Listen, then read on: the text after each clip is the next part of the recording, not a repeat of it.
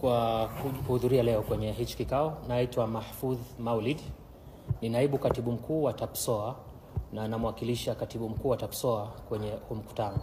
TAPSOA ni chama cha wamiliki na waendeshaji wa vituo vya mafuta vyote nchini Tanzania. Nianze kwanza kwa athari ambayo imepatikana kwenye vituo vya mafuta.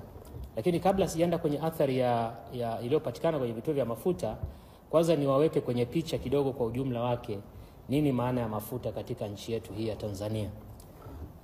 Katika kila mwezi nchi yetu ya Tanzania inaingiza mafuta takriban dola milioni 500 ambayo yanapita hapa kwetu nchini Tanzania. Kwa maana katika haya kuna asilimia takriban 60 ambayo yanatumika hapa nchini, lakini kuna takriban asilimia 40 ambayo yanaenda nchi za jirani ambazo hazina bandari, Kongo, Zambia na nyinginezo. Kwa maana hiyo mafuta, tukizungumzia mafuta,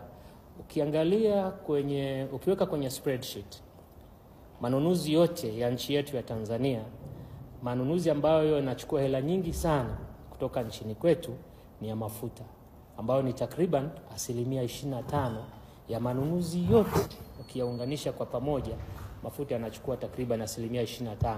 Lakini kinachofuatia au vinavyofuatia pale utakuta ni asilimia labda 12, 13, 9, 8 ngapi. Kwa hiyo mafuta ni very very significant. Kwa hiyo tunapopata tatizo lolote linalohusiana na swala la mafuta, tujue kwamba tuna athari kubwa sana kwa uchumi wetu wa Tanzania. Pili, tumepata athari kwenye vituo vya mafuta. Kwa Dar es Salaam ni vituo 25 ambavyo vilipata athari ya moja kwa moja kwa maana ya kuchomwa kwa moto. Lakini uchomaji ule, tunashukuru Mungu kwa taratibu ambazo tunazo za kiusalama na ambazo zimewekwa na EWURA. Tuna vitu vinaitwa HSEQ, Health, Safety, Environment, Quality Standards. Uchomaji ule uliathiri pumps labda na baadhi ya canopies, lakini haukuathiri matenki yaliyoko chini ya ardhi, kwa maana kama ungefika kule kwenye matenki tungepata milipuko mikubwa sana.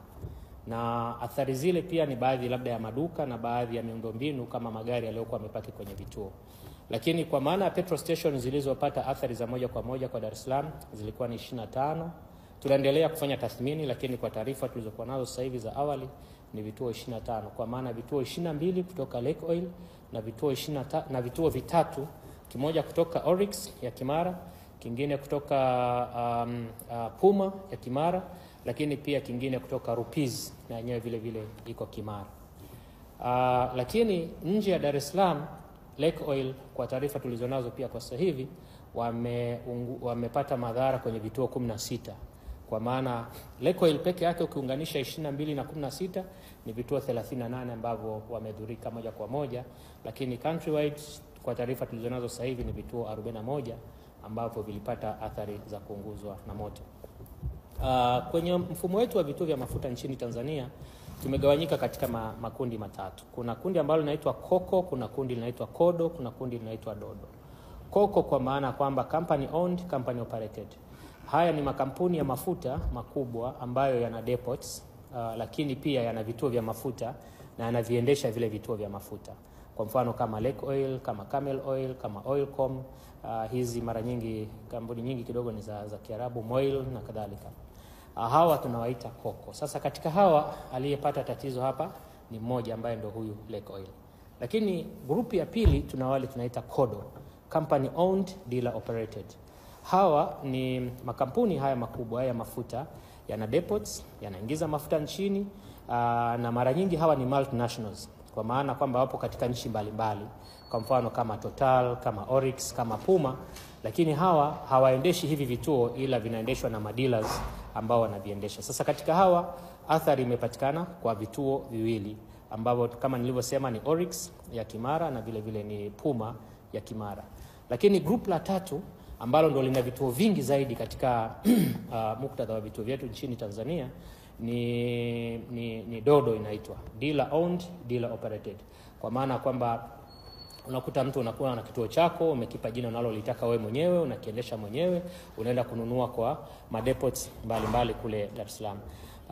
Na hawa DODO ni wengi zaidi kwa nchini kwetu Tanzania, kwa maana kwamba katika vituo almost 2600 vilivyoko nchini Tanzania, hawa ni takriban 60%.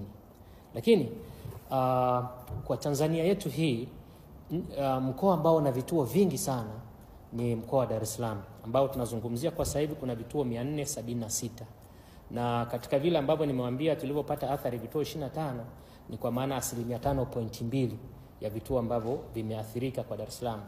Ukija kwenye statistics, 5.2% ni very significant number, ni namba kubwa sana, na lazima tuiangalie kwa umakini, kwa maana kwamba tunapojaribu kufanya tathmini, lakini pia vile vile kuona nini kifanyike huko mbele ya safari.